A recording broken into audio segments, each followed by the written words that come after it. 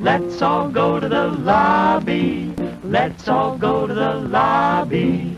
Let's all go to the lobby to get ourselves a treat. Delicious things to eat. The popcorn can't be beat. The sparkling drinks are just dandy. The chocolate bars and the candies. Welcome to another Dollar Tree Theater, and today we are going to review a movie. I want to thank Patrick for sending me. This is called The Pale Door. Now, I do know you can get this, or have been able to get this, on at least DVD at the Dollar Tree. I'm not for sure if they had it for Blue there, but maybe. I don't know, but here is a look at the film. This is a 2020 film directed by Aaron Kuntz. Here is a interesting factoid about Aaron Kuntz, the director of the film. He is the nephew of Dean Kuntz. If you are a horror book reader, then you know Dean Kuntz. So this movie gets strangely a 4.3 on IMDb, just at an hour and 36 minutes long. We focus on a group of cowboys, a gang.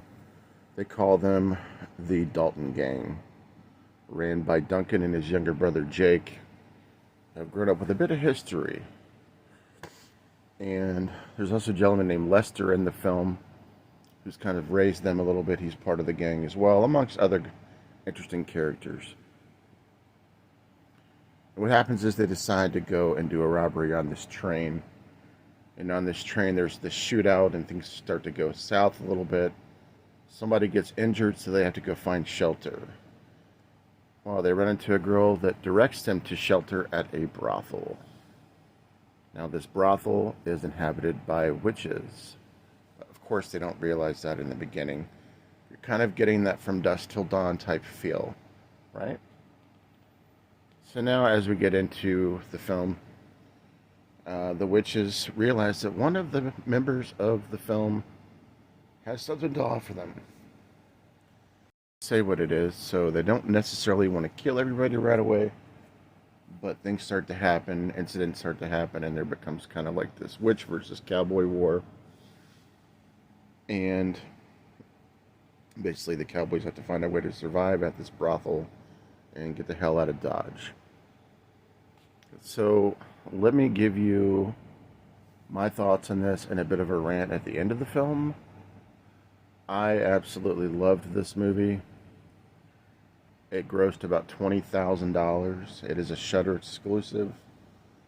I love the acting. You cannot deny the acting in the movie.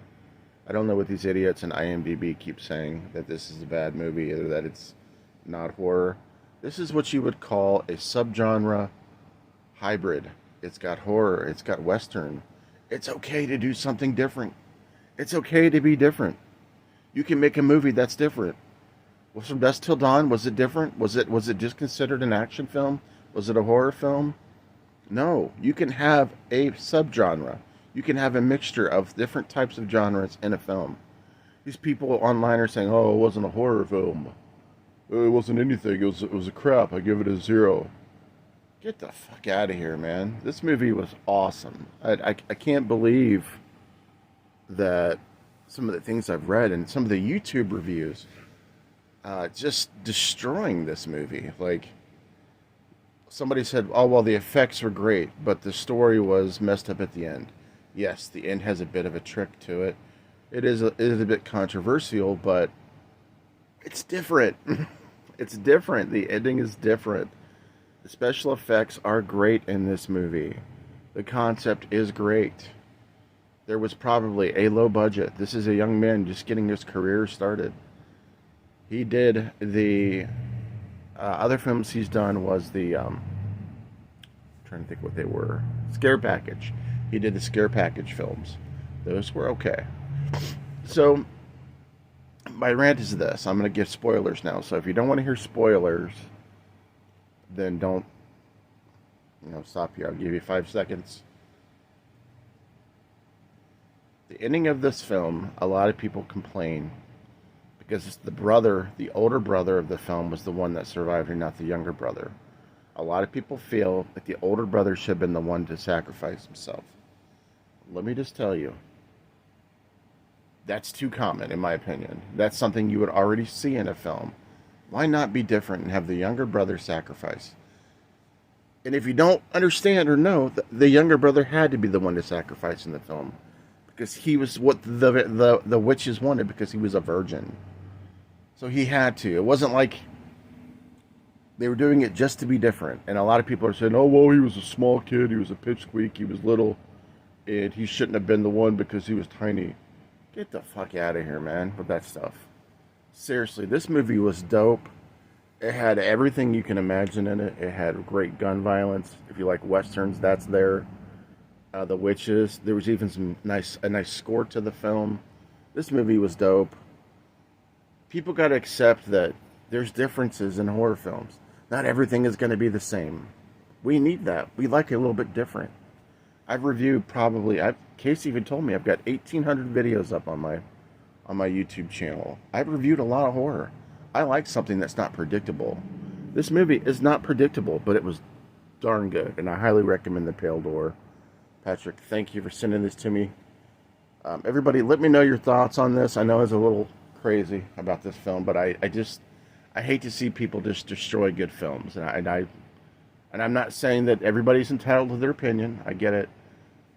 I just don't see the hate that's garnered for this movie. If you feel it's bad, tell me in the comments, and I'll respect your opinion. Catch up with you later. Peace. He's got the whole world in his hands. He's got the whole wide world in his hands. He's got the little bitty babies in his hands. He's got the whole